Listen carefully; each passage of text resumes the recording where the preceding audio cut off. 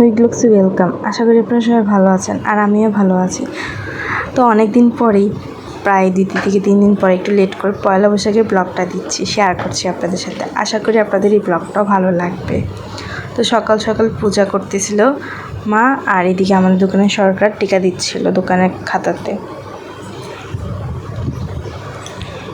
আর আমিও শার্টটা নিয়ে চলে এসেছি, মন্দিরে যাওয়ার জন্য রেডি হচ্ছি। এই যে দেখুন, আমরা এখন বাসা থেকে বের হয়ে গেছি মন্দিরে যাওয়ার জন্য। আর এই যে নয়না কত খুশি। সো আমরা এখন একটা অটো নিয়ে নিয়েছি, কারণ অনেকটা সময় লাগবে, ঘুরবো, তাই প্রত্যেকটা মন্দিরে যাব। তাই প্রথমে আমরা মন্দিরে চলে গেলাম, যে বাবার মন্দিরে। এই যে আমাকে একটু আপনাদের দেখাচ্ছি, অনেক গরম ছিল সেদিন। তারপর সাধু বাবার মন্দিরে চলে যাই, এটা হলো বাস স্ট্যান্ড।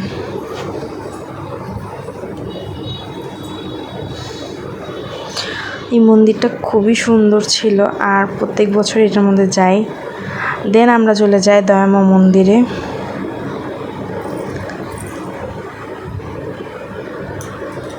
সেখানে আগরবাতি মোমবাতি আঙ্গানোর পর মিষ্টি দিয়ে দেন চলে যাব আরেকটা মন্দিরে, গোপীনাথজির মন্দিরে চলে যাই। খুবই সুন্দর করে সাজানো ছিল সেদিন মন্দিরটা, আর অনেক মানুষ ছিল।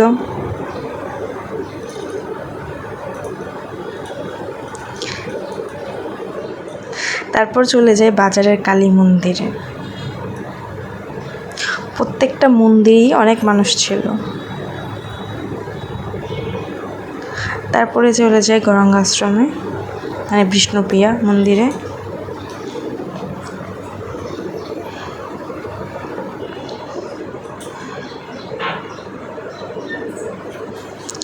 তারপরে এখন বাসায় চলে আসি। আসার পর মা খাবার দেয়, অনেক কিছু রান্না করে, দেখতে পাচ্ছেন, অনেক পদের ভাজি, শুটকি ভর্তা, মাছ ভাজি, আর আমাদের ছিল কিছু ছবি। আর এই হলো আমার প্রণামী। তারপর আমরা বিকেলবেলা আবার ঘুরতে বেরোই। ভাবছিলাম প্রথমে আমরা মেলায় যাব, কিন্তু মেলা এত ধুলাবালু ছিল, আপনারা দেখতেই পাবেন মেলাতে কত ধুলাবালু। তার জন্য আমরা মেলায় না যেয়ে আমরা আরেকটা মন্দিরে যাই, ইস্কন মন্দির। এটা হলো একটা রাধাকৃষ্ণ মন্দির ছিল। মন্দিরটা খুবই সুন্দর ছিল, আর আমি হয়তো এই প্রথমেই ওই মন্দিরটা যাই।